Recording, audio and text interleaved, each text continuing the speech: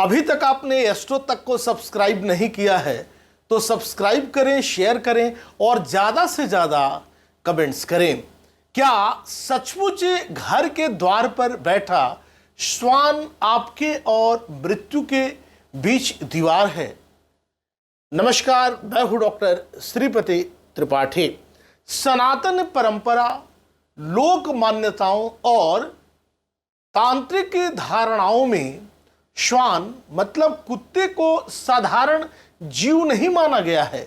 विशेष रूप से भगवान भैरव के वाहन के रूप में श्वान का उल्लेख मिलता है।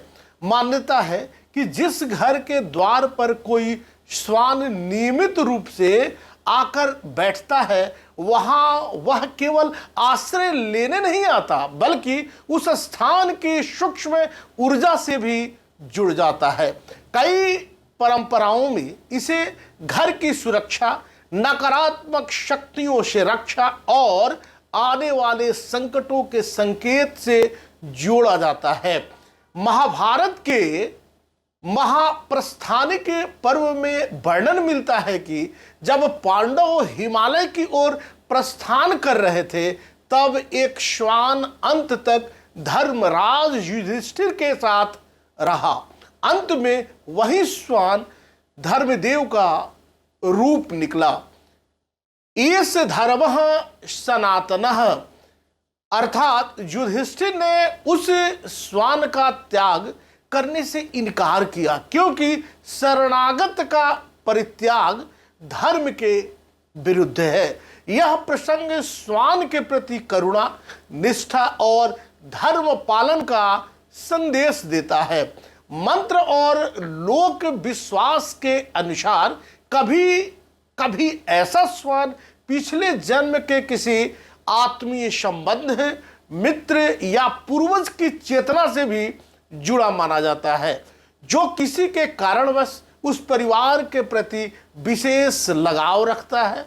कहा जाता है कि वह परिवार के दुख, कष्ट और ग्रहों के अशुभ प्रभावों को अपने ऊपर लेने का प्रयास करता है तथा उसके घर के चारों ओर एक अदृश्य कवच निर्मित करता है। इसी कारण शास्त्रीय परंपराओं में श्वान को भोजन कराना, जल देना और उसके प्रति दया भाव रखना अत्यंत पुण्यकारी माना गया है। विशेषकर शनिवार और भैरव उपासना में काले श्वान को रोटी खिलाने का विधान भी बताया गया है। हालांकि यह ध्यान रखना आवश्यक है कि वंश विनाश, तत्काल पुण्य नाश या किसी विशेष भयावह दंड जैसी बातें मुख्यतः लोक मान्यताओं और जनश्रुतियों का हिस्सा है।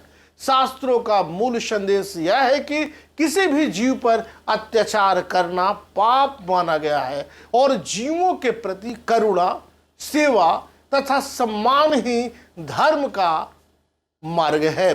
इसलिए यदि कोई श्वान आपके द्वार पर आता है तो उसे प्रेम, दया और सम्मान की दृष्टि से देखें। कौन जाने वह केवल भोजन की तलाश में आया एक जीव हो या ईश्वर द्वारा भेजा गया करुणा और सेवा का एक अवसर। आखिर दया ही वह धर्म है जो मनुष्य को देवत्व से के सबसे निकट ले जाती है। अभी तक आपने इस चैनल को सब्सक्राइब नहीं किया है तो सब्सक्राइब करें, शेयर करें और ज़्यादा से ज़्यादा कमेंट्स करें। नमस्कार, जय श्री कृष्णा, वंदे मातरम। अगर आप मुझसे जुड़ करके अपनी समस्याओं का समाधान चाहते हैं और चाहते हैं कि आपकी समस्याओं को ज्योतिष के माध्यम से सुलझाया जाए, तो आप हमसे संपर्क कर सकते हैं, जुड़ सकते हैं एस्ट्रो तक पर।